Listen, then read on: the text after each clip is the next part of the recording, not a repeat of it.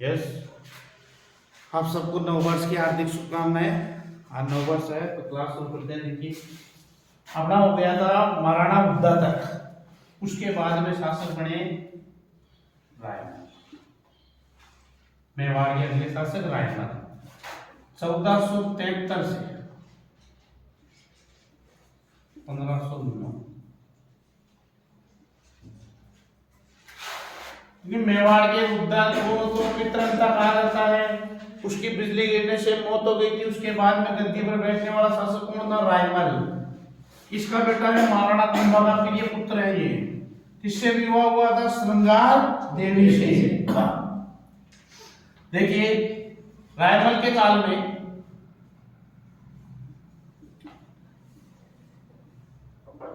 इसने एकलिंग महादेव मंदिर, एकलिंग महादेव मंदिर का जीर्णोद्धार करवाया या पुनर्निर्माण करवाया। बात आती है तो प्रश्न आप सबके लिए, एकलिंग महादेव मंदिर का निर्माण किसने करवाया? कालभोज बप्पा रावल ने। कहाँ है? कैलाशपुरी गांव उदयपुर, कैलाशपुरी गांव उदयपुर। इस मंदिर पर प्रशस्ति लिखवाई रायमल ने, प्रशस्ति लिखवाई एकलिंग प्रशस्ति, एकलिंग प्रशस्ति, एकलिंग प्रशस्ति लिखवाई, जिसमें इतिहास मिलता है किसका? तो देखिए, कालभोज से लेकर महाराणा रायमल तक, कालभोज से लेकर कहां तक मिलता है? महाराणा रायमल तक। इनके काल में अनेक तालाबों का निर्माण करवाया रायमल ने। ध्यान से सुनना, मेवाड़ में अनेक तालाबों का निर्माण करता कौन थे? रायमल। अब रायमल के बारे में छोटी सी जानकारी देखिए भाई, इनका वंशज आगे कैसे बढ़ा और इनके समय का जो चक्कर था 1509 तक कैसे चला।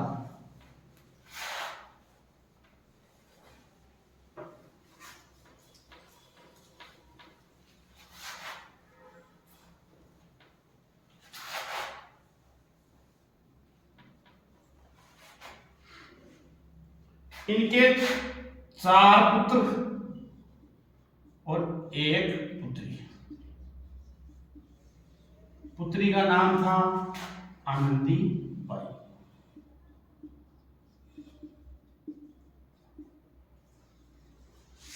एक पुत्री थी आनंदी बाई, जिसका विवाह सिरोही के शासक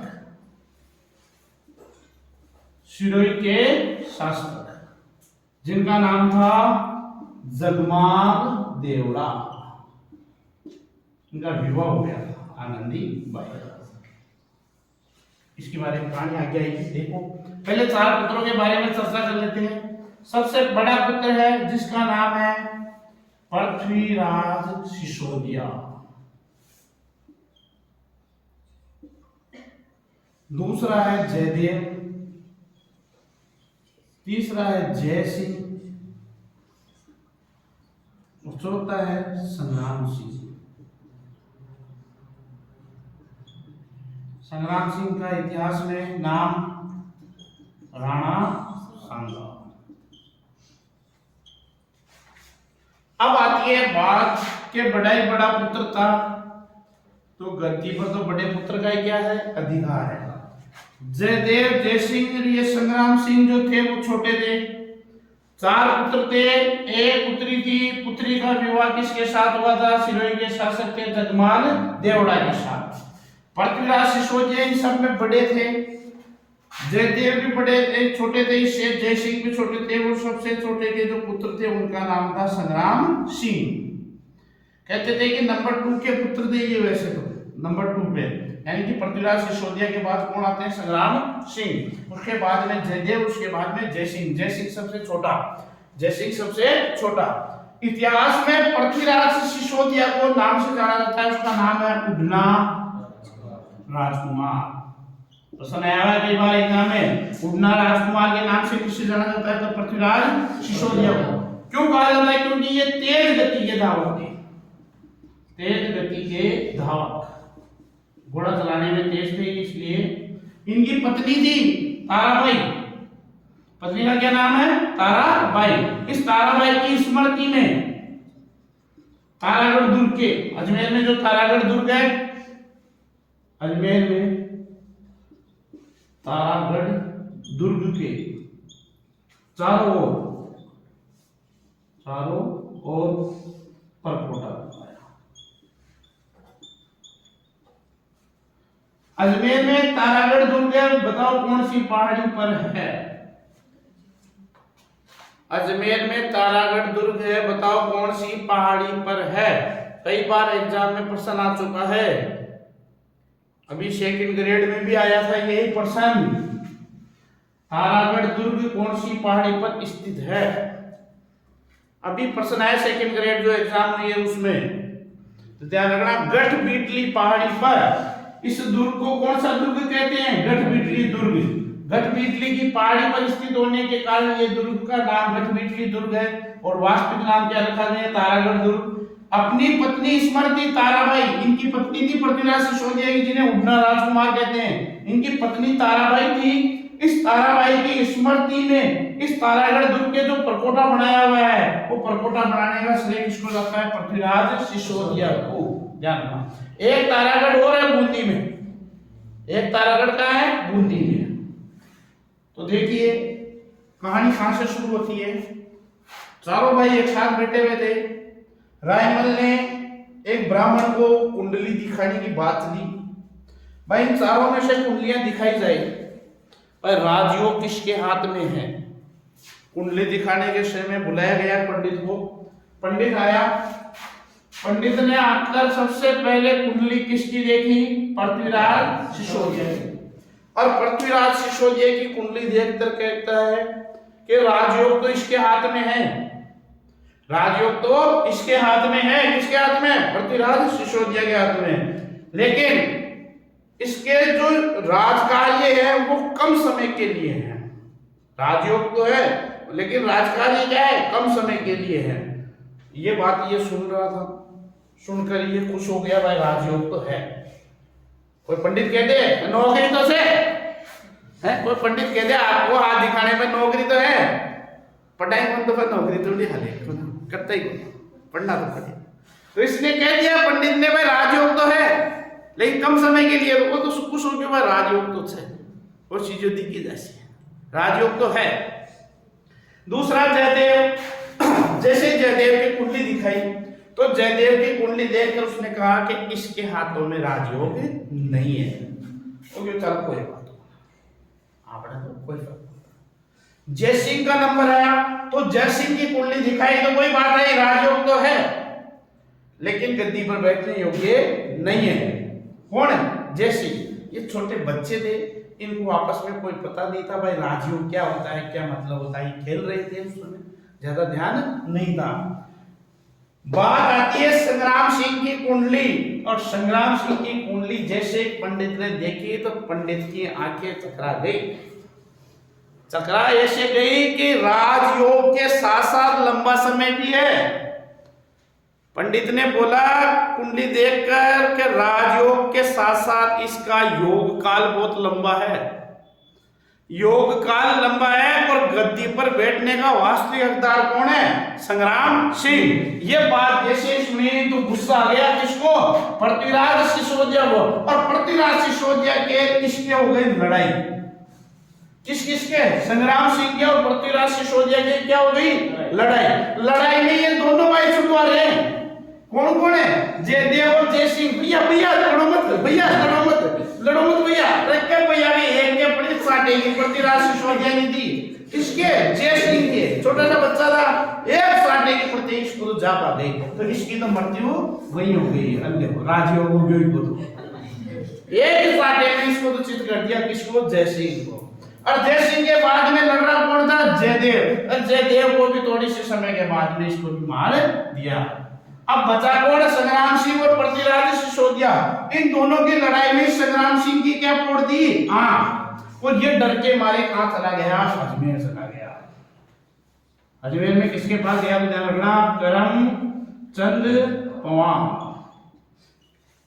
डर के मारे लड़ाई हो गई, लड़ाई को छुड़ाया गया, छुड़ाने के बाद में संग्राम सिंह मेवाड़ छोड़कर अजमेर आ गया, और अजमेर में किसके पास शरण ली, करमचंद पवार के पास। और अब गद्दी पर वास्तविक किरदार कौन रह गया, अकेला पृथ्वीराज सिसोदिया। तो देखिए आगे यहां समझ में आ गया चारों भाइयों की लड़ाई का मामला।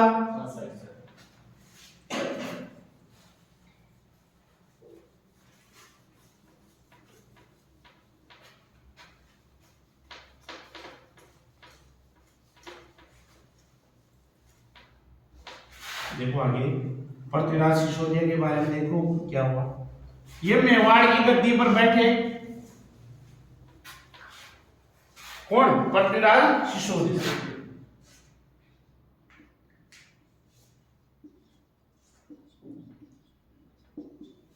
मैंने कहा था इसकी एक बहन भी थी, बहन का क्या नाम है, आनंदी बाई। इस आनंदी बाई का विवाह किसके साथ कर दिया, सिरोही के शासक जगमाल देवड़ा। जगमाल देवड़ा। अब देखो ये मेवाड़ की गद्दी पर बैठ गया और मेवाड़ का राजयोग संभालने लग गया।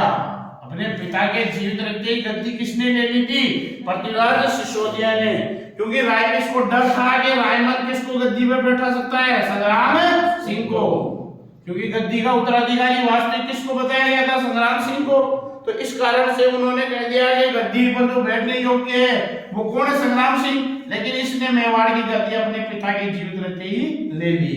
जैसे गद्दी ली तो गद्दी लेते ही इसकी बहन का विवाह कर दिया। बहन का विवाह हो गया किसके साथ, जगमाल देवड़ा के साथ। विवाह के 6 माह बाद, विवाह के कितने माह बाद, 6 माह बाद की घटना आई। सिरोही के शासक जगमाल देवड़ा ने दारू पीकर यानी कि नशा करके इस आनंदी बाई की बना दी रेल, पिटाई कर दी इसकी बहुत बुरी तरीके से। और पिटाई कर दी तो पिटाई करते ही रोने लगी, तो रोते रोते रोते रोते कहां आ गई, मेवाड़। किसके पास, पृथ्वीराज सिसोदिया। बाया मैं तो आज जाऊं, मैं काल जाऊं, बड़े तुम मारे थे कि बिना काई बात नहीं तो कुटियो क्यों, तो वो दर पी रहा है, जे जे मैं रोज ना को देड़ा काम कर हैं, ओ क्यों चाल मत साल। तो बेड़ा को लेकर वापस कहां पहुंच गया, आबू। आबू पहुंच गया तो जगमाल देवड़ा से भेंट की, भेंट करते ही इसको छोड़ दिया। तो जगमाल देवड़ा ने इसे भेंट की, भेंट के स्वरूप दोनों आपस में समझाई, वार्तालाप हुई, और वार्तालाप में ये समझाया गया कि मारा पीटी ना करे और तरीके से रखा जाए। वापस छोड़कर कहां आ गया, अपने मेवाड़ आ गया। मेवाड़ आ गया तो कुछ समय बाद बीता, तो कुछ समय बाद कोई घटना, जगमाल देवड़ा ने फिर किसको मार दिया, आनंदी बाई। इसका एक उद्देश्य था, क्योंकि जगमाल देवड़ा चाहता था कि मैं कहां का शासक बन जाऊं, मेवाड़ का। कहां का शासक बन जाऊं, मेवाड़ का। इसका ये पूरी एक राजनीतिक चाल थी, इसलिए इसने आनंदी बाई मारा। आनंदी बाई वापस किसके पास पहुंच गई, पृथ्वीराज सिसोदिया के पास। और जैसे पृथ्वीराज सिसोदिया को बात बताई तो पृथ्वीराज सिसोदिया कहला सारा गद फैसलो कराना है, या तो बोरेशी या मरेशी। तो दोनों कहां पहुंच गए, सिरोही। सिरोही में भेंट किससे की, जगमाल देवड़ा से। किसने, पृथ्वीराज सिसोदिया ने। अब ये भेंट हुई है, भेंट होने के बाद में तो ये इसके जीजाजी है, तो जीजाजी ने कहा बैठो खड़ा था, पार्टी शार्टी करना नियम से, एहसास से बोतल लिया दिया। जैसे दोनों पार्टी शार्टी करने लगे, दो पैक पीने लगे, सेट हो गए। तो ये जिस उद्देश्य से आया था उस उद्देश्य की बात चला दी कि तेरे रोजिनाई तू कुटो जो कहीं बात है, कि तू पक्ष ले पाएगी, कि पक्ष को कौन ले पाएगी बताना है, समझा पाएगा। चलो कोई बात, अब कौन कुटाना। तो जैसे ये कर रहे थे तो भोजन किया गया, उस भोजन में जहर दे दिया, भोजन में जहर दे दिया। किसने, जगमाल देवड़ा। किसको, पृथ्वीराज सिसोदिया। तो ऐसो ले लड्डू, तो लाडू जैसे जहर दिया, ये कहां मेवाड़ आते ही क्या हो गई इसकी मृत्यु। किसकी? पृथ्वीराज सिसोदिया की। जैसे ही मेवाड़ में मृत्यु हुई तो मेवाड़ में शोक की लहर दौड़ गई। पृथ्वीराज सिसोदिया की मृत्यु पर मेवाड़ में, पूरे मेवाड़ में कौन सी लहर दौड़ी थी? शोक की लहर। कारण था कि मेवाड़ का कोई शासक ही नहीं बचा, जो गद्दी पर बैठेगा वास्तविक उत्तराधिकारी कोई बचा ही नहीं। तो मेवाड़ी सामंतों ने कहा कि हमें किसको लेकर आना चाहिए वापस? संग्राम सिंह को। संग्राम सिंह कहां थे? अजमेर। कहां थे? अजमेर। तो देखिए आगे घटना संग्राम सिंह की। पृथ्वीराज सिसोदिया की हो गई है मृत्यु, और मृत्यु होने के बाद में मेवाड़ का अगला शासक कौन बनेगा? संग्राम सिंह, जिसे वास्तविक नाम किस नाम से जाना गया इतिहास में? राणा सांगा। इसका इतिहास बड़ा विस्मरणीय है और हर एग्जाम में प्रश्न आता है। आप चाहे सेकंड ग्रेड दो, चाहे फर्स्ट ग्रेड दो, चाहे रीड दो, चाहे सीएटी दो, हर में प्रश्न आएगा आपके राणा सांगा से संबंधित। क्योंकि राणा सांगा का इतिहास मेवाड़ के स्वर्णिम इतिहास में गिना जाता है। तो देखिए राणा सांगा कार्यकाल जरूर याद रखें राणा सांगा का 1509 से 1528। अभी कई एग्जामों में पूछ लिया नीट एग्जाम में, राणा सांगा की मृत्यु कब हुई? 1528 में। राणा सांगा से शुरुआती प्रश्न ये मान के चलो हर एग्जाम में पूछा गया है। अभी सेकंड ग्रेड में पूछा था, कौन सा युद्ध था वो? खानवा का युद्ध पूछा गया सेकंड ग्रेड में भी। राणा सांगा के मध्य हुआ, बाबर के मध्य। तो देखिए राणा सांगा का इतिहास बहुत सुप्रीम इतिहास है। सबसे पहले बात करते हैं जन्म। तो इनका जन्म कहाँ हुआ? तो ध्यान रखना, कुंभलगढ़ दुर्ग में। कुंभलगढ़ दुर्ग में। और कुंभलगढ़ दुर्ग में भी पूछ ले तो कहाँ? बादल। कुंभलगढ़ दुर्ग के अंदर दुर्ग है, जिस दुर्ग का नाम कटारगढ़ है। कुंभलगढ़ दुर्ग के अंदर लघु दुर्ग है कटारगढ़। कटारगढ़ के बादल महल में किसका जन्म हुआ था? राणा सांगा का। वास्तविक नाम तो ध्यान रखना, संग्राम सिंह। मेवाड़ की गद्दी पर 1509 में। मेवाड़ की गद्दी। बचपन में किसके पास रहते थे? बचपन में अजमेर के करमचंद पवार।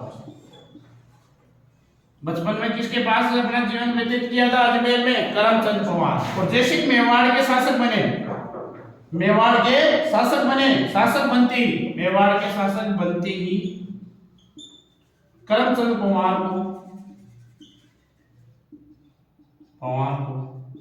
रावल की उपाधि दी। रावल की उपाधि दी।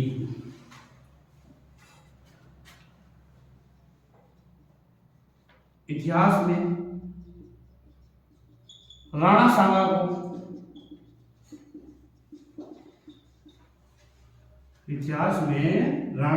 को एक सैनिक भग्नाशेष, एक सैनिक भग्नाशेष कहा जाता है। कर्नल जेम्स टोड ने कहा था एक सैनिक भग्नाशेष। क्यों कहा जाता है? इसके शरीर पर कुल कितने घाव बताए थे? 80 घाव। अब ये घाव कब कब लगे तो इसके बारे में हम इसके पूरे जीवन से चर्चा करेंगे। 80 घाव पूरे जीवन में लगे हैं, ये नहीं एक साथ लगे हैं, पूरे जीवन में। सबसे पहले आंख टूट जाएगी, उसके बाद में हाथ कट जाएगा, उसके बाद में पैर कट जाएगा, ऐसे शरीर पर तीर के घाव लग जाएंगे, पीठ पर तीर लग जाएगी, कभी क्या होगा, ऐसे लगते लगते जब जितने युद्ध लड़ेगा उतने युद्धों में घाव लगते जाएंगे। टोटल शरीर पर कितने घाव हो गए? 80 घाव। इसलिए इसे क्या संज्ञा दी गई है? एक सैनिक भग्नाशेष की संज्ञा दी गई है। ये प्रश्न भी आया हुआ है। एक सैनिक की भग्नाशेष की संज्ञा किसे दी जाती है? तो राणा सांगा को। किसके बेटे थे? रायमल के। इसके बेटे थे ये रायमल। तो इसके बारे में चर्चा करते हैं। राणा सांगा के बारे में। जन्म कहाँ हुआ था? कुंभलगढ़ दुर्ग में। कुंभलगढ़ दुर्ग के कटारगढ़ दुर्ग के बादल महल में। मेवाड़ की गद्दी पर कब बैठे? 1509 में। बचपन कहाँ बीता? तो करमचंद पवार के पास। किससे डरकर? पृथ्वीराज सिसोदिया से डर के। बचपन में ही उल मार दी थी, आंख उड़ गई थी, डर के मारे कहां चले गए थे? अजमेर। और अजमेर जाने के बाद में अपना बचपन बिताया।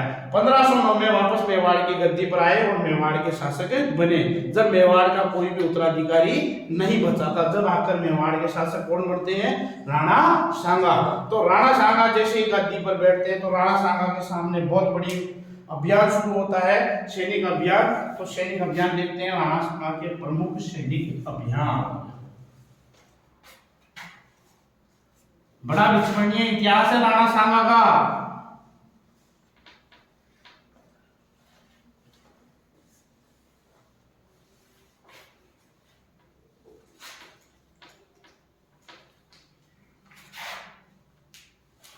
देखिए, प्रमुख सैनिक अभियान।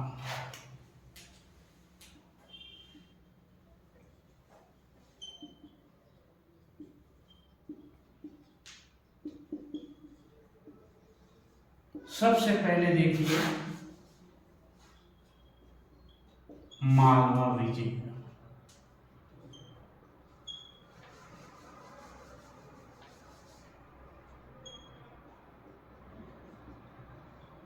गुजरात विजय।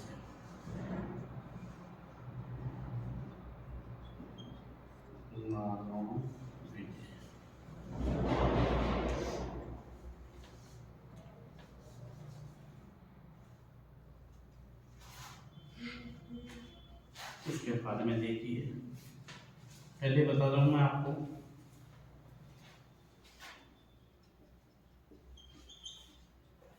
खानतोले का युद्ध, बाड़ी युद्ध,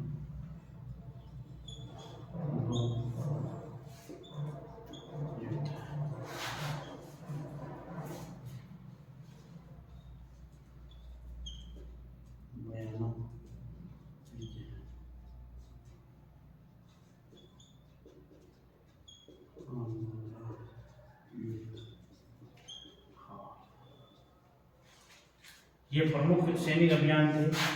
मालवा विजय, गुजरात विजय, गागरोन विजय, खातौली का युद्ध, बाड़ी दौलतपुर का युद्ध, बयाना का युद्ध और खानवा का युद्ध। एक इस युद्ध में क्या मिली? इसको हार जा। अब इसके प्रमुख सैनिक अभियानों को विस्तार से पढ़ते हैं।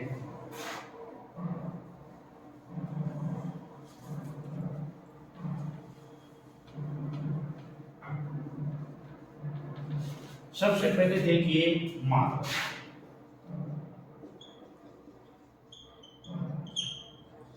मालवा का शासक था जिसका नाम था M.K. सेकंड। M.K. सेकंड का मतलब हो गया महमूद खिलजी सेकंड। एक महमूद खिलजी प्रथम था, एक महमूद खिलजी प्रथम था, जिसके महाराणा कुंभा के समय युद्ध अभियान हुआ था। मालवा से संघर्ष हुआ था, एक युद्ध भी हुआ था। युद्ध का नाम था सारंगपुर का युद्ध। 1437 में कौन जीता था? महाराणा कुंभा। M.K. फर्स्ट को हरा दिया था, 6 महीने तक कैद रखा और बाद में क्या कर दिया था? मुक्त कर दिया था। तो उसी के वंशज मालवा में विजय आई। तो मालवा विजय में शासक कौन थे? M.K.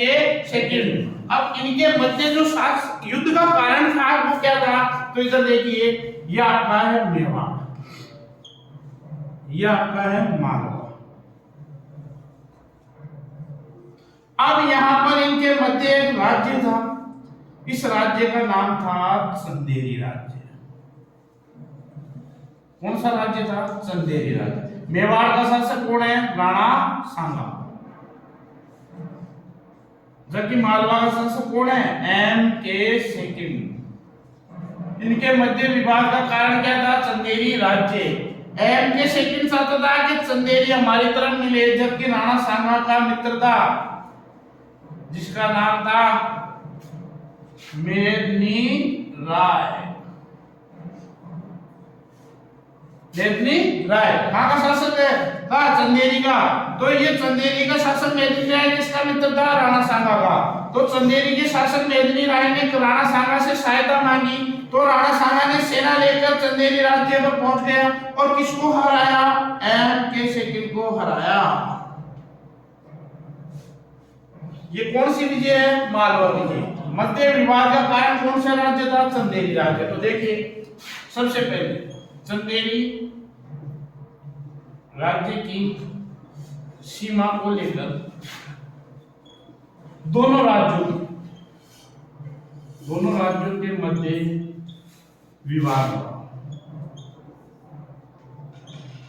चंदेरी का शासक मेदिनी राय। चंदेरी का शासक कौन था? मेदिनी राय। मेदिनी राय ने किसकी सहायता ली? राणा सांगा की सहायता से, राणा सांगा की सहायता से किसको हराया? M.K. सेकंड को। ये पहली विजय हो गई। दूसरी विजय कौन सी थी? गुजरात विजय। तो देखिए गुजरात का उस समय जो शासक था उसका नाम था मुजफ्फर शाह।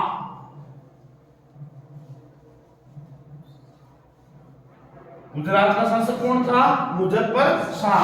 यह आपका मेवाड़, और मेवाड़ से सटीक टच हुई सीमा की गुजरात की। उस गुजरात के शासक थे मुजफ्फर शाह। इनके मध्य भी एक विवाद का छोटा सा कारण था, क्योंकि गुजरात की सीमा में एक राज्य था, राज्य का नाम था ईडर। राज्य का क्या नाम था? ईडर। ईडर का जो शासक था वो भारमल बनना चाहता था। भारमल, ईडर का शासक कौन बनना चाहता था? भारमल। अब भारमल का सहयोग किया मेवाड़ के शासक किसने? राणा सांगा ने। और राणा सांगा ने सहयोग करके इसको यहाँ का कहां का शासक बना दिया? ईडर को। जबकि राणा सांगा और मुजफ्फर शाह के मध्य युद्ध हुआ। इस युद्ध में जीत किसकी हुई? राणा सांगा की। मुजफ्फर शाह की क्या हुई? हार। और ये राज्य का मध्य विवाद का कारण क्या रहा? ईडर राज्य। ईडर को किसमें मिला लिया गया? मेवाड़। जैसे चंदेरी को मेवाड़ की सीमा का अधिकार किया गया, वैसे ही ईडर को भी कहां मिला लिया गया? मेवाड़ में। और किसको हरा दिया गया? गुजरात के शासक मुजफ्फर शाह को। ये गुजरात विजय थी। तीसरी विजय इनकी देखिए गागरोन का युद्ध। गागरोन झालावाड़ में 1519 में हुआ था ये विजय। छोटी सी झड़प थी।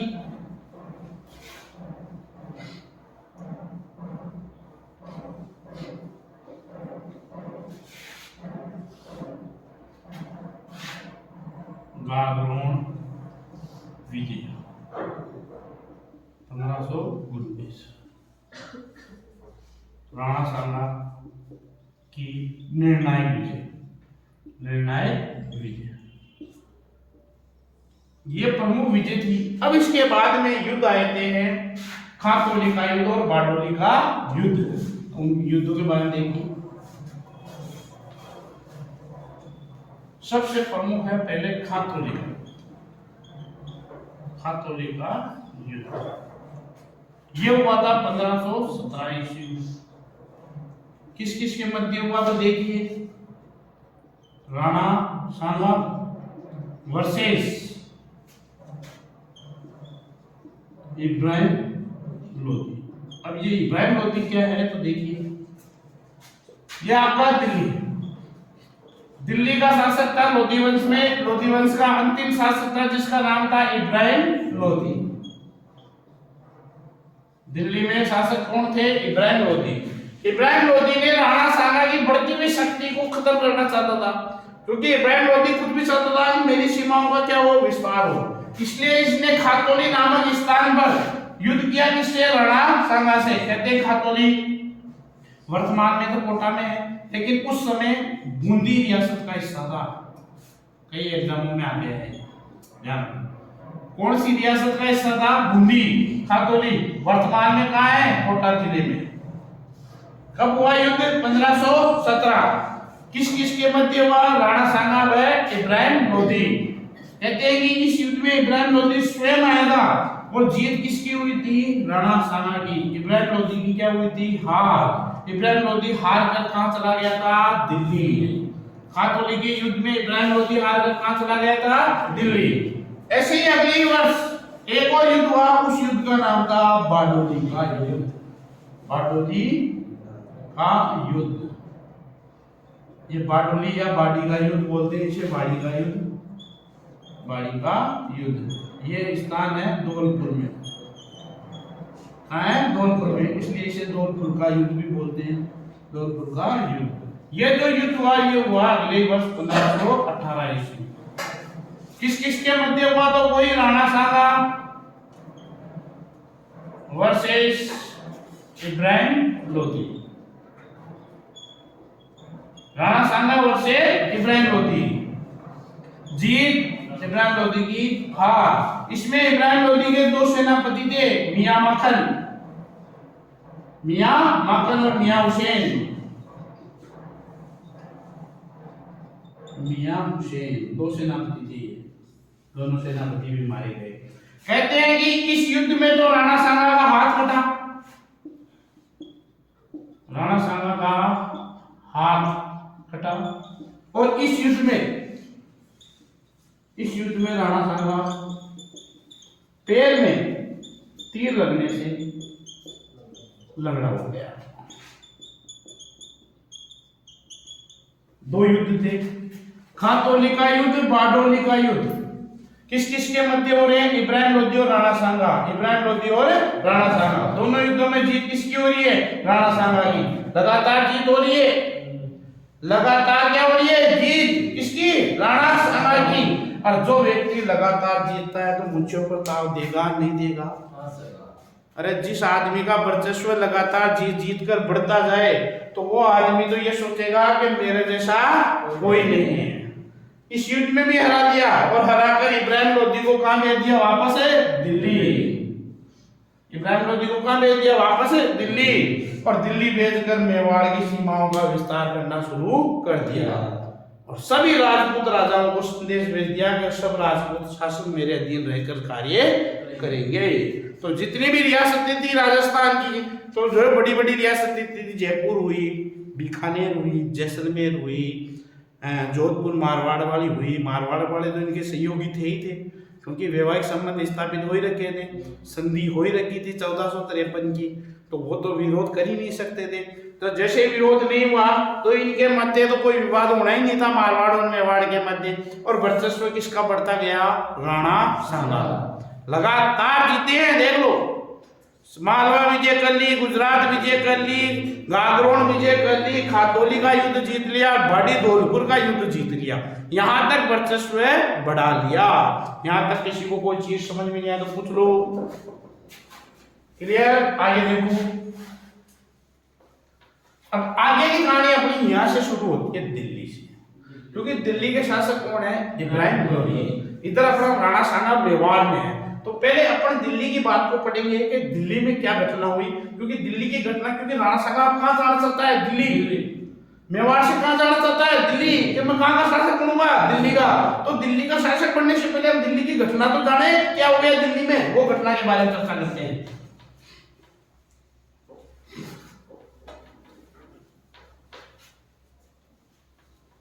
तो देखिए, दिल्ली में शासक कौन था? इब्राहिम लोधी। इब्राहिम लोधी कमजोर हो चुका था, दो बार युद्ध में हारकर इब्राहिम लोधी की शक्ति क्या हो गई थी? कमजोर, अराजकता वाली स्थिति हो गई थी। इस स्थिति का फायदा उठाया अफगान शासक जिसका नाम था बाबर। बाबर ने दिल्ली पर आक्रमण किया, और इब्राहिम लोधी के और बाबर के मध्य युद्ध हुआ। इतिहास में जानकार का युद्ध है, वो जाना माना। इस युद्ध का नाम है पानीपत का प्रथम युद्ध। 21 अप्रैल 1526। किस किस के मध्य हो रहा है? ध्यान रखना, इब्राहिम लोधी वर्सेस बाबर। इब्राहिम लोधी की हार, बाबर की निर्णायक जीत। युद्ध में मारा जाने वाला, युद्ध में मारा जाने वाला दिल्ली सल्तनत का, दिल्ली सल्तनत प्रथम शासक। अभी तक दिल्ली सल्तनत में इतने शासक हुए हैं, लेकिन युद्ध में कोई भी नहीं मरा था। लेकिन युद्ध में मरने वाला पहला शासक कौन आ गया? इब्राहिम लोदी। कौन से वंश से संबंधित था? लोदी वंश। अब इब्राहिम लोदी को हराकर बाबर ने दिल्ली में एक नए वंश की नींव रखी। नया वंश, उस वंश का क्या नाम था? मुगल वंश, जिसके वास्तविक संस्थापक कौन रहे हैं? बाबर। कब रखी? 1526। बाबर ने नींव रखी दिल्ली में नए वंश की, मुगल वंश की, और मुगल वंश की सत्ता स्थापित की कब? 1526। अब 1526 में बाबर ने दिल्ली में अपने वंश की नींव रखकर अपने वंश को आगे बढ़ाया। अब देखिए, क्योंकि आपको भी पता है मुगल वंश के शासकों का क्रम एक बार बता देता हूं मैं आपको। बाबर के बाद में गद्दी पर बैठने वाला शासक है हुमायूं। हुमायूं के बाद में गद्दी पर बैठने वाला शासक है, यहां बीच में शेर शाह सूरी। हुमायूं के बीच में शेर शाह सूरी का शासन रहेगा। उसके बाद में वापस हुमायूं, उसके बाद में फिर बैठेंगे अकबर, और उसके बाद में बैठेंगे जहांगीर, और जहांगीर के बाद में बैठेंगे शाहजहां, और शाहजहां के बाद में बैठने वाले शासक रहेंगे औरंगजेब। ये शासक चलते रहेंगे। इन्हीं शासकों के साथ आपका मेवाड़ का इतिहास आगे बढ़ता रहेगा। बाबर, हुमायूं, शेर शाह सूरी, हुमायूं वापस, अकबर, जहांगीर और शाहजहां, और लास्ट में कौन? औरंगजेब। तो इन शासकों का क्रम जरूर याद रखें, क्योंकि अपना मेवाड़ का जितना भी इतिहास रहेगा वो इनके साथ चलेगा। तो अब मेवाड़ के इतिहास के बारे में बात करते हैं कि दिल्ली में शासक कौन से वंश के आ गए? मुगल वंश के। मुगल वंश के शासक कौन आ गए? बाबर। और इधर मेवाड़ में शासक कौन है? राणा सांगा। ये बाबर जो जीत कर आया था वो कौन सा युद्ध जीत कर आया था? पानीपत का प्रथम युद्ध। कब हुआ? 21 अप्रैल 1526। पानीपत का मैदान है हरियाणा में, ध्यान रखना।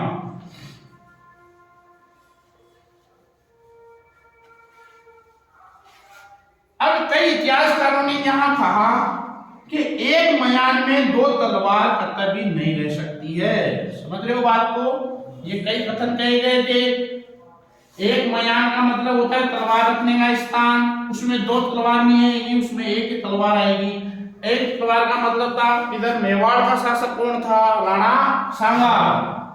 ये मेवाड़ हो गया, और ये कौन हो गया? दिल्ली। दिल्ली का शासक कौन बन गया? बाबर। बाबर भी चाहता था कि मेरी भी शक्ति बढ़े। इधर राणा सांगा भी चाहता था कि मैं कहां का शासक बनूं? दिल्ली का, क्योंकि मैं लगातार जीत रहा हूं, मेरे वर्चस्व कहां तक पहुंचना चाहिए? दिल्ली। और बाबर चाहता था कि मैं राणा सांगा को हराकर मेवाड़ को अपने अधिकार दे कर लूं, क्योंकि उस समय बाबर के सामने एक बहुत बड़ी चुनौती थी। वो चुनौती कौन थी? राणा सांगा। तो सबसे पहले बाबर और राणा सांगा के मध्य युद्ध हुआ। उस युद्ध का नाम था बयाना का युद्ध। बयाना का युद्ध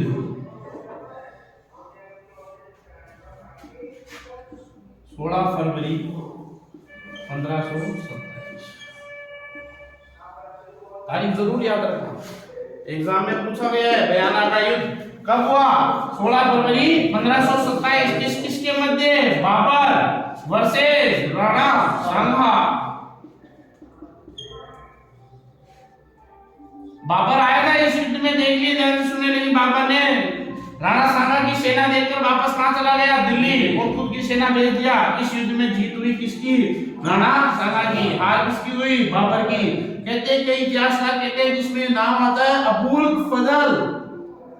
अबुल फजल कहते हैं कि यह राणा सांगा और बाबर के मध्य, सांगा व बाबर के मध्य छोटी सी झड़प थी। छोटी सी झड़प थी।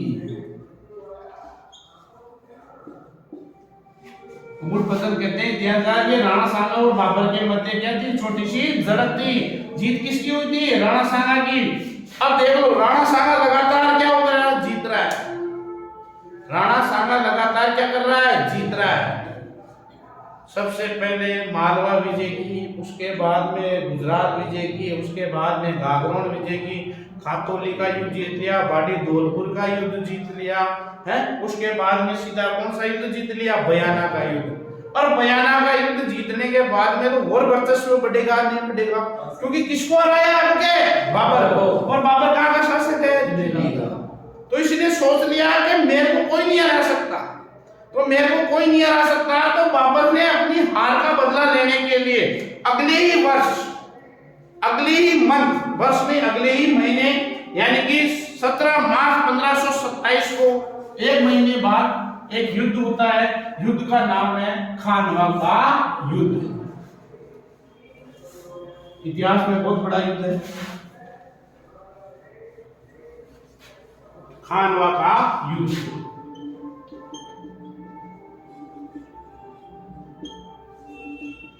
17 मार्च 1527। एक माह बाद वो हुआ था 16 फरवरी 1527, और एक माह बाद 17 मार्च 1527 को कौन सा युद्ध हो रहा है? खानवा। सबसे पहले यही पूछा गया था एग्जाम में कि खानवा का मैदान कहाँ है, तो बता देता हूँ, भरतपुर में। कहाँ है? भरतपुर। कौन सी तहसील है? तो ध्यान रखना, रूपावास तहसील।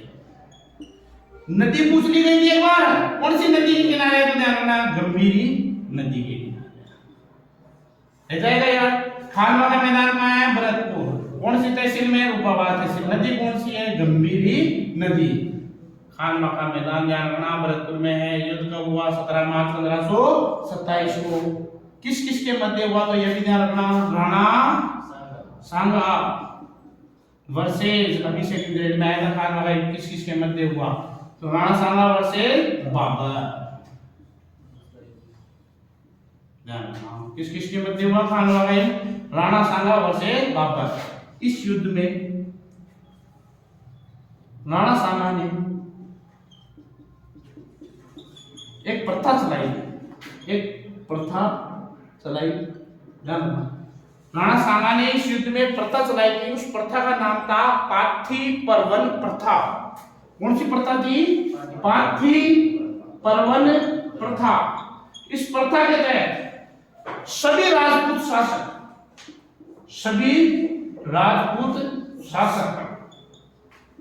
मेवाड़ का सहयोग करेंगे। पार्थी परवन प्रथा है, सभी राजपूत शासक मेवाड़ का क्या करेंगे? सहयोग करेंगे। तो मेवाड़ का सहयोग करने वाले शासकों में सबसे पहले आए आमेर के शासक, जिनका नाम था पृथ्वीराज कच्छावा। आमेर के शासक कौन है? पृथ्वीराज कच्छावा। दूसरे है मारवाड़, और मारवाड़ के उस समय जो शासक थे, ध्यान रखना, कई बार कंफ्यूजन हुआ है इस एग्जाम में। मारवाड़ के शासक कौन थे? तो राव गंगा। मारवाड़ के शासक कौन थे? राव गंगा। जबकि युद्ध में कौन आया था? तो राव गंगा ने अपने पुत्र, अपने युवराज, जिसका नाम था मालदेव, को 4000 सेना लेकर भेजा। ध्यान रखना, राव गंगा ने अपने युवराज मालदेव को कितनी हजार सेना लेकर? 4000 सेना लेकर भेजा मारवाड़। ये सेना इसलिए भेजी गई थी क्योंकि संधि हुई थी 1453 में, आवड़ बावड़ की संधि। और उस संधि की एक शर्त थी कि जब भी मेवाड़ और मारवाड़ पर आक्रमण होगा तो मेवाड़ और मारवाड़ दोनों आपस में क्या करेंगे? एक दूसरे की सहायता। वो सहायता करने के लिए, वो संधि की शर्त निभाने के लिए यहाँ से मारवाड़ से शासक भेजे गए मालदेव को। कितनी हजार सेना लेकर? 4000 सेना लेकर। चंदेरी से कौन आया था? अभी शासक था चंदेरी का, जिसका नाम था मेदिनी राय। इधर से कौन आया था? बारमल। अरे इधर में जिताया था ना बारमल को, तो बारमल आया इधर से। तो ऐसे और भी रियासतों के शासक आए जिन्होंने इस युद्ध में क्या लिया? बढ़ चढ़ कर भाग लिया। युद्ध कौन सा है? खानवा का युद्ध। इस युद्ध में राणा सांगा ने कौन सी प्रथा चलाई थी? पार्थी परवन प्रथा। इस युद्ध में बाबर ने क्या किया था? तो देखना, बाबर ने पहली बार युद्ध में तोप का प्रयोग किया था। ये आ जाए पसंद तो ये आना ध्यान रखना, इसमें राजस्थान आ जाए तो ही करना पहली बार, भारत आ जाए यहाँ पर, अगर भारत आ जाए तो भारत में पहली बार तोपों का प्रयोग तो वो आएगा पानीपत का युद्ध। भारत में आ जाए तो पानीपत का युद्ध, जिसमें भी बाबर ने किया है। राजस्थान आ जाए तो कौन सा युद्ध? खानवा का युद्ध। बाबर ने क्या किया था? तोप का प्रयोग किया। अब आपके सामने खानवा के युद्ध की रूपरेखा तैयार कर देता हूं। यहां तक तो समझ में आ गया आपको? तो खानवा का युद्ध और देख लीजिए एक बार।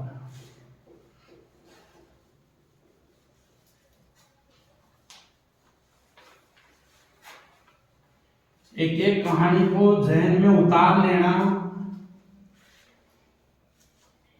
पूरी कहानी समझ में आ जाएगी आपको। राणा सांगा की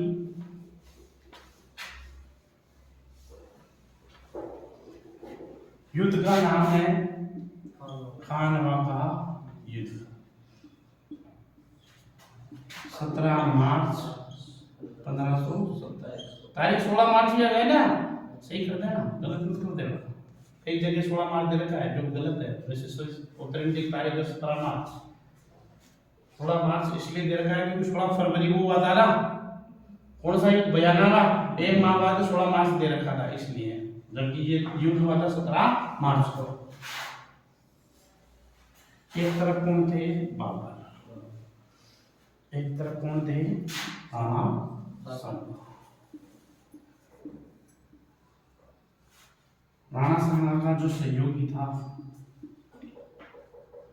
यहाँ पर था प्रमुख सेनापति के रूप में हसन खां मेवाती। राणा सांगा का प्रमुख सहयोगी भी कौन था? हसन खां मेवाती। ये राणा सांगा की सेना है और यहाँ पर राणा सांगा है, पीछे सेना है। यहाँ पर मालदेव है, मालदेव की सेना कितनी थी? 4,000। ये 4,000 की सेना। यहाँ पे ये छोटे छोटे शासक जो मैंने बताए थे कौन कौन थे? आमेर के शासक कौन थे? पृथ्वीराज कच्छावा। और इधर के शासक कौन थे? बारमल। चंदेरी के शासक कौन थे? केतली राय। तो ये अपनी सेना लेकर खड़े थे। इधर आती है बाबर। बाबर ने तुलगामा युद्ध पद्धति का प्रयोग किया। तो तुलगामा युद्ध पद्धति क्या है? तो देखिए, तुलगामा युद्ध पद्धति थी तोपों को सजाने की पद्धति। कौन सी पद्धति है ये? तोपों को सजाने की पद्धति। यानी कि बीच बीच में तो गाड़ियां खड़ी कर दी यहाँ पर और यहाँ पर तोपें लगा दी। ये तोप है, ये एक तरीके से ये सारी की सारी क्या है? तोप है। आगे युद्ध के मेन भाग पर और तो प्रमुख तोपची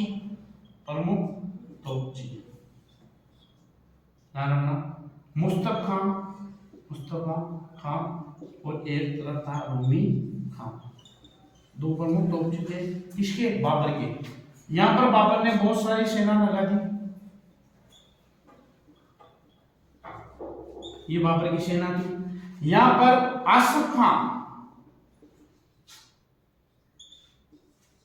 आसफ खां के पास में सहयोगी थे। इसके साथ में यहाँ बाबर ने तीरंदाजी सेना लगा दी थी, दोनों साइड में तीरंदाजी सेना। और बाबर लास्ट में खुद खड़ा था। बाबर लास्ट में खुद खड़ा था। युद्ध से पहले बाबर ने सैनिकों को उत्साह बढ़ाने के लिए कर था, जिस कर का नाम था तमगा कर। हटा दिया। कौन सा कर हटाया था? तमगा कर। युद्ध में सैनिकों का उत्साह बढ़ाने के लिए कर हटाया था, कर का नाम था तमगा कर। तो देखिए, ये बाबर की सेना कुछ इस तरह से तैयार हुई, ये उधर राणा सांगा की सेना तैयार हुई। तो बाबर की सेना ज्यादा थी तो राणा सांगा की सेना कम थी। लगभग कहते हैं कि सेना का वर्चस्व जो अनुपात था वो 1/3 के अनुपात में माना गया था उस समय। लेकिन जैसे ही ये युद्ध का दृश्य आया तो सबसे पहले युद्ध में पलटी मारी आमेर के शासक किसने? पृथ्वीराज कच्छावा ने। युद्ध का दृश्य देखकर युद्ध भूमि छोड़कर किधर आ गया? बाबर की तरफ। कौन? पृथ्वीराज कच्छावा, आमेर का शासक था, युद्ध में छोड़कर ही किसकी तरफ आ गया? बाबर की तरफ। और बाबर को आकर के मत मार जो, मथा की तरफ लड़ लूंगा, मत मार जो, मत था की तरफ लड़ लूंगा। तो वो छोड़कर युद्ध भूमि में छोड़कर इधर आ गया, उसने बहुत बड़ी गलती की। अब ये दृश्य कुछ ऐसा था, तो ऐसे दृश्य में देखिए तो के गोले। सबसे पहले हसन खां मेवाती ने युद्ध शुरू हुआ, भेरी घोष बजा, भेरी घोष बजता है, वो माइक जैसा होता है, वो बजते ही युद्ध शुरू होता है। तो जैसे ही सेना हसन खां मेवाती के नेतृत्व में सेना आगे बढ़ी तो तोप के गोले छूटने लगे, तोप के गोले छूटने लगे। तो तोप के गोले छूटेंगे तो एक गोला कितने आदमियों को मारेगा? लगभग 4-5 आदमियों को तो मारेगा ही मारेगा। तो ये जैसे आगे बढ़ते तोप आती धड़ी, ये उड़ा देती इनको, फिर आगे बढ़ते तोप आती फिर उड़ा देती। तो हसन खां मेवाती के जितने भी सैनिक थे ये तोप के गोलों के डर के मारे ही वापस क्या करने लग गए? भगने लग गए। डर के मारे तोप के गोले छूटने लगे ना, तो मेवाड़ी सेना क्या करने लगी? डर के मारे ही भगने लग गई। भगने लगी तो इन्होंने जाते हुए सेना को रोका किसने? बीच में कौन था आपका? राणा सांगा। और राणा सांगा ने कहा भगो मत, युद्ध छोड़कर तो गए तो मैं मार दूंगा। अगर तुम युद्ध में पीछे हट रहे हो तो युद्ध छोड़कर भग गए तो मैं मारूंगा तुम्हारे सबको एक एक को। युद्ध छोड़कर नहीं तोड़ना है हमें, युद्ध का क्या करना है? सामना करना है कि महाराज सामने आकर तो घोड़वा दे उड़ा दे तो सीधे एक साथ ही लेर बेटे ने मार काई भी हो गया था तो सीधा चलो आगे लड़ो। तो इसलिए पूरी सेना को, पूरी की पूरी सेना जो उसके साथ थी, सारी की सारी सेना को किसकी ओर आगे की ओर प्रस्थान कर दिया। अब सेना एकदम से टूटी तो ये तोप वाले जो आदमी थे, कौन कौन से? मुस्तफा और रोमी खां, इन दोनों को बंदी बनाकर इन दोनों को कब्जे में कर लिया। और जैसे तोप के गोले बंद हो गए, और तोप के गोले बंद हो गए तो यहाँ से सेना निकलना शुरू हो गई। और निकलना शुरू हो गई तो इन सैनिकों को क्या करने लग गए? मारने लग गए, मारने लग गए। तो मार बार आ गया तो ऐसे नहीं घबराया, ऐसे घबराया ऐ पाछे भाग बना क्या किया कि मारेगा मेवाड़ी सेना को। आक्रोश में आ गई तो मेवाड़ी सेना जैसे आक्रोश में आई तो ये पकड़ने लगे कि जो रोका कौन है? बाबर। बाबर रोका कि जाओ मत, यहीं रुक दो। और बाबर ने सभी सेना को जिहाद का नारा घोषित करवाया। इस युद्ध में जिहाद का नारा घोषित करवाया। बाबर ने सभी सेना को संबोधित करते हुए कहा कि मैं मेरे जीवन में अब शराब नहीं पीऊंगा और मेरी कीमती सुराई थी जो हीरा मोती जड़ी जो सुराई थी दारू पीने की, उस सुराई को तुड़वाया और अपने सैनिकों को बंटवाया। और सैनिकों को बंटवाकर उसने कहा, जिहाद का नारा घोषित करवाया। उसने कहा कि अगर इस युद्ध में लड़ते हुए मरोगे तो अल्लाह को नसीब होगी, जन्नत नसीब होगी, इसलिए युद्ध छोड़कर मत जाओ और युद्ध में लड़ते रहो। युद्ध में हम लड़ेंगे तो हमारे को जन्नत नसीब हो जाएगी, हम सब अल्लाह के पास पहुंच जाएंगे। ये संबोधित करते हुए सेना में उत्साह भरा और सेना उत्साह के साथ वापस किसकी ओर कूद पड़ी? इधर कूदी। इधर कूदी तो वापस सेना आई तो वापस सेना ने किसको बंदी बनाने के लिए सोचा? राणा सांगा को। और राणा सांगा को क्या कर दिया? घायल कर दिया। राणा सांगा के सिर पर तीर लग गई थी, राणा सांगा के सिर पर तीर लग गई, राणा सांगा घायल हो गया। और घायल राणा सांगा मूर्छित हो गया ना, मूर्छित घायल राणा सांगा का मुकुट धारण किया झाला विद्या अज्जा ने।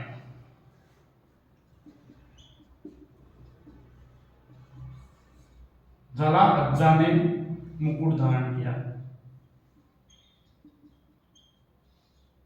किसका? राणा सांगा का। घायल राणा सांगा। यहां बात चली किसके? मालदेव से। मालदेव से कहा गया कि आप राणा सांगा का मुकुट धारण कर लीजिए। तो मालदेव ने ये कहते हुए मना कर दिया कि हम मारवाड़ी सैनिक यानी मारवाड़ के जितने भी सैनिक हैं हम राणा सांगा की सहयोग करेंगे, लेकिन हम उसका मुकुट छत्र धारण नहीं कर सकते क्योंकि हम वचनबद्ध है। हमारे संधि के तहत यही बात हुई थी कि हम इनका मेवाड़ियों का सहयोग कर सकते हैं लेकिन उनका छत्र धारण नहीं कर सकते। अगर इसका छत्र कोई भी धारण करेगा तो मैं युद्ध करने के लिए तैयार हूं। तो इसका छत्र किसको दिया गया? झाला अज्जा को दिया गया। और झाला अज्जा को जैसे ही छत्र दिया गया तो मालदेव ने अपनी सेना को आदेश दिया कि युद्ध जारी रखो, युद्ध जारी रखो। और मालदेव खुद इस राणा सांगा को घायल अवस्था से युद्ध भूमि से दूर ले गया, वहां ले गया बसवा दोसा। बसवा दोसा, बसवा दोसा में ले गया कौन? महादेव। किसको? राणा सांगा को मूर्छित अवस्था में, और बसवा दोसा में इसका क्या करवाया? इलाज करवाया।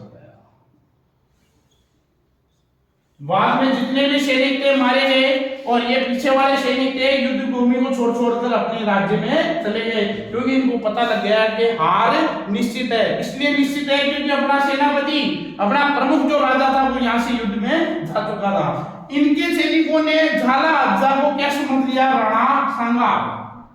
झाला अज्जा को क्या समझ लिया? राणा सांगा। और राणा सांगा समझकर झाला अज्जा की क्या कर दी? इन्होंने हत्या कर दी, और हत्या कर बाबर की क्या हो गई? इस युद्ध में जीत हो गई, और राणा सांगा की क्या हो गई? इस युद्ध में हार हो गई।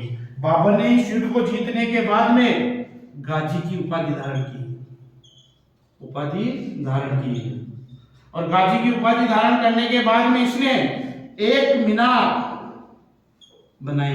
और ये एक मीनार कौन सी थी? तो ध्यान रखना, राजपूतों के सिर काटकर बनाई गई मीनार,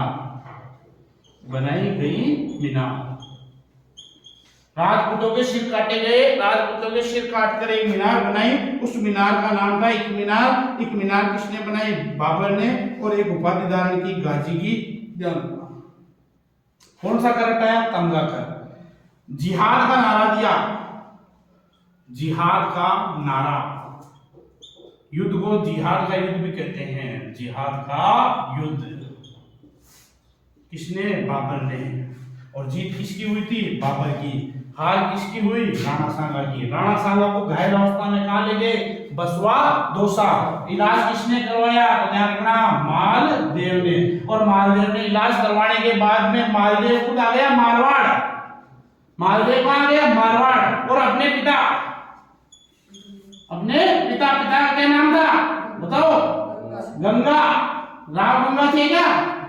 इधर राव गंगा को बोला कि बेटा काय मन मराबा खंदा है जोगी, 4000 सेना ले बेटा भाई मन मराबा खंदा है जोगी। तो गुस्से में आकर इसने, मालदेव ने राव गंगा की क्या कर दी? हत्या। इसलिए मारवाड़ का प्रथम पितृहंता कौन था? राव मालदेव।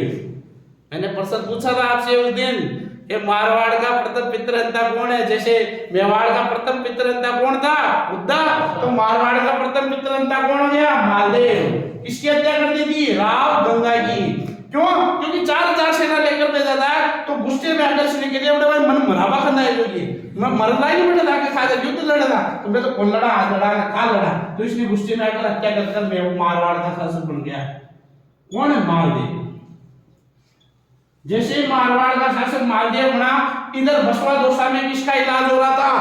राणा सांगा का। तो इलाज होने के बाद की घटना देखो, इधर बाबर जीत गया, और बाबर जीतकर आगे अपना वर्चस्व बढ़ाने लग गया दिल्ली में।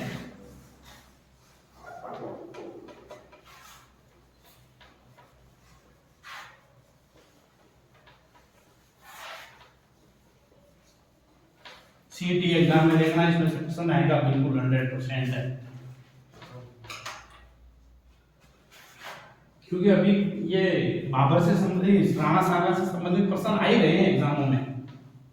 2-3 एग्जाम देख लिए मैंने, सब में आ रहे हैं प्रश्न। एक बार मृत्यु डेट पे आ गई थी 1528 पढ़ी। देखो बसवा दोसा, आज इसको मार के पीछा छोड़ेंगे, जब तक नहीं छोड़ूंगा जब तक ये मरे नहीं याद राणा सांगा। बसवा दोसा में इसका क्या हुआ? इलाज। अब देखो इसके सामने इलाज होने के बाद में ठीक हो गया। ठीक होने के बाद में इसकी 2 रानियां थी, इसकी 2 रानियां थी। एक रानी थी रणथंभौर, एक रानी कहां थी? मेवाड़। रणथंभौर की जो रानी थी वो प्रिय रानी थी। प्रिय रानी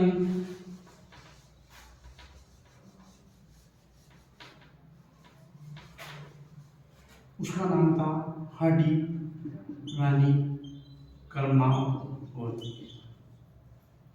हाडी रानी कर्मावती। हाडी रानी इसलिए लगाती थी क्योंकि ये बूंदी की थी, और बूंदी की जितनी भी महारानियां आएगी वो सब क्या लगाएगी, हाटी रानी कर्मावती। अब हाटी रानी कर्मावती के बेटे थे दो, पहले का नाम था विक्रमादित्य, दूसरे का नाम था उदय सिंह। एक मेवाड़ में रानी थी, मेवाड़ में रानी का नाम था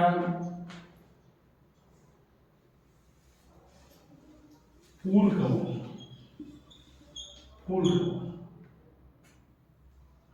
फूल कंवर के दो पुत्र थे, फूल कंवर के दो पुत्र थे। पहले का नाम था रतन सिंह, दूसरे का नाम था भोजपुर। तो राणा सांगा के 4 पुत्र हो गए। कितने पुत्र हो गए? 4। पहले का नाम विक्रमादित्य, दूसरे का नाम उदय सिंह, तीसरे का नाम रतन सिंह और चौथे का क्या नाम था? भोजराज।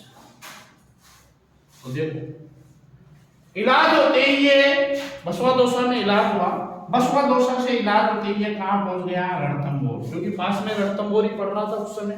तो पास में रणथंभौर होने के कारण ये कहां पहुंच गया? रणथंभौर। और रणथंभौर में एक पट्टियां बंध रही शरीर पर, यहाँ चारों में माथा का पट्टी बंध रही, हाथा में पट्टी बंध रही, पगा में पट्टी बंध रही और पगा पट्टी बंध रही। बड़ा पूछ गयो तो बड़ा पूछता है अब बाहर गाली कौन है? हाटी रानी कर्मावती। अब बाहर गाली, अब बाहर गालता है जब कड्डा मरवा गयो जो हैं, और तू मर जाता तो मां को काहे होतो? कल को तू मर जाता, युद्ध करने गया था, तू लड़या लड़ तो फरियो दे हैं, मां ने संभाल रहे कोने, तुम बड़े मर जातो, तू तड़काने तो तन तो कोई मरतो तो मर, तुम मां को काहे होतोगे? कत्ते क्यों चिंता करो लो, ते क्यों चिंता करो लो? कान तो काहे दे रही थी तुम्हें? रणथंभौर को दुर्ग, अरे दुर्ग तो गया पहाड़ में, मां को काहे होतोगे? मां दशरथ जी थे टाबर आकुड़ संभाल दो हैं, कान चिंताली बात ही कोने कत्ते कट ले जा जो रणथंभौर दुर्ग मारा काहे भी हो जा। अब लाना बावड़ी इन्हें कोई चिंता से कोने आगे सोच ली भाई वो लड़तो करे तो मर गयो लोग हैं, एक आदो छोरा करी दे माने भी कोई चिंता वाली बात है कोने, क्योंकि बड़ो बड़ो राज्य है जी को नाम है मेवाड़, तो कोई दिक्कत वाली बात है कोने। अडसू एक संदेश आयो कड़े के लिए संदेरी के लिए, क्योंकि चंदेरी का शासक कौन था? मेदिनी राय। ध्यान रखना, चंदेरी का शासक कौन था? मेदिनी राय। और इधर दिल्ली का शासक कौन है? बाबर। और बाबर ने आक्रमण करने की योजना कहां बनानी थी? चंदेरी पर। और चंदेरी पर जैसे आक्रमण करने की योजना बनाई तो चंदेरी के शासक मेदिनी राय ने संदेश किसको भिजवाया? राणा सांगा को। और राणा सांगा को संदेश भिजवाकर क्या मांगी? आर्थिक सहायता। और सहायता मांगी कि सैन्य सहायता भी चाहिए हमारे को, आप हमारा क्या करेंगे? सहयोग। हमारे से लड़ने के लिए कौन आ रहा है? बाबर। तो इसने रणथंभौर दुर्ग से ही, किसने? राणा सांगा ने रणथंभौर दुर्ग से वापस सेना तैयार की और सेना तैयार कर कहां जाने की योजना बना ली? संदेरी। सालोरा भाई तैयार हो रहे, पट्टिया बंदेड़ी इधर माथा फूट रहे इधर, सालोरा भाई युद्ध करवाने हैं। अब आप आयो ही से लड़सूरा आपको थोड़ा दिन पहले तो आयो ही तो कद 1527 में, 1527 में तो लड़ के आया ही था और 1528 की घटना आ गई है। चंदेरी का युद्ध 1528 की। रणथंभौर में इलाज करवाया, दोसा में लगभग 6 माह तक इलाज हुआ। किसका? राणा सांगा का। बसवा दोसा में इलाज हुआ, रणथंभौर पहुंच गए। रणथंभौर से सेना लेकर कहां की ओर प्रस्थान कर दिया? चंदेरी की ओर। और इन कह गया भाई मैं मर जाऊं तो रणथंभौर दुर्ग संभाल लीजिए, मेवाड़ जाने की जरूरत है कौन से अटे रहना दान बड़े गुंजानो दे। तो जैसे ही इसने ये सारी बात बताकर कहां की ओर प्रस्थान कर दिया? चंदेरी। और चंदेरी की ओर जैसे ही प्रस्थान किया तो सेना जय सेना एक गाड़ी दुखी हो चुकी थी कि रोजिना लड़ावा पता नहीं माने मां को तो मरे जो मरे मान और मरवा तो पड़े लगे हैं। तो इसको रास्ते में बीच रास्ते में एमपी के पास एक स्थान था जिस स्थान का नाम था कल्पी नामक स्थान पर सैनिक द्वारा भोजन में जहर दे दिया। और भोजन में जहर देने से भोजन में जहर से 1528 ईस्वी में मृत्यु किसकी? राणा सांगा की मृत्यु पर मेवाड़ एक बार फिर वापस क्या हुआ? दुखी हुआ। सेना में सेनापति थे, सेनापतियों ने सोचा कि क्यों हम संदेरी जाएंगे तो वही बाबर से वो बड़े पेट टॉप का गोला छोड़ मार दी। इसको बढ़िया से बड़े मरबा बढ़िया इतनी मार बुरा दी होगी वो तो मरपा लो। इसने बीच में ही भोजन में क्या दे दिया? जहर। किसको? राणा सांगा को। और भोजन में जहर देने से कल्पी नामक स्थान पर क्या हो गई? मृत्यु। किसकी? राणा सांगा की। अब जैसे ही राणा सांगा की मृत्यु हुई तो राणा सांगा की मृत्यु के बाद में समस्या तो आ गई सैनिकों के। कब इन्हें लेर कटे चले मरेड़ा रे मर तो क्यों? कोई बात क्यों ना जेल खाई क्यों मर क्यों? अब मरेड़ा ने कटे लेर जाना अटे ले गया तो अब बाहर का ले ली जो मार लिया है मारा अटे ले गया तो मैं बाहर का ला गए वो मरियो क्या मुझे वो तो नहीं कहा तैयार करो मरियो क्या है तो मरियो क्या तो इन्हें कटे मत ले जाओ इन्हें ले जाओ मांडल कटे भीलवाड़ा दोनों जगह मत ले जाओ कहाँ ले गए? मांडल कटे भीलवाड़ा में ले गए और वहीं पर इसका अंतिम संस्कार किया। अंतिम संस्कार और मांडल में भीलवाड़ा में क्या बना दी? इसकी छतरी। तो राणा सांगा की छतरी, राणा सांगा की छतरी। ये है इतिहास में राणा सांगा जिसका नाम अमर रहा है। खुद नहीं मरा, जिंदगी भर युद्ध करते रहा, संघर्ष करते रहा, लेकिन कभी हार नहीं मानी। और जैसे हार नहीं मानी तो लगातार युद्ध में जीतता रहा। एक युद्ध में हारा है, वो युद्ध का नाम था खानवा का युद्ध। उस युद्ध में हारने के बजाय घायल हो गया था, इसलिए वापस चला गया। उसके बाद में राणा सांगा का इतिहास में नाम क्या रहा? अमर रहा। अब अमर रहा तो अब उसके सामने समस्या आ गई कि हाडी रानी कर्मावती विक्रमादित्य उदय सिंह दोनों कहां थे? प्रथम ओर। जबकि फूल कंवर रतन सिंह और भोजराज कहां थे? मेवाड़। हाडी रानी कर्मावती ने सोचा कि रणथंभौर दुर्ग तो अपना है, रणथंभौर दुर्ग तो अपना है, इसको तो अपन से कोई लेने वाला नहीं है, क्यों ना इस फायदा उठाया जाए और कहां चला जाए? मेवाड़। और मेवाड़ में जाकर गद्दी हासिल की जाए, मेवाड़ में जाकर गद्दी हासिल की जाए।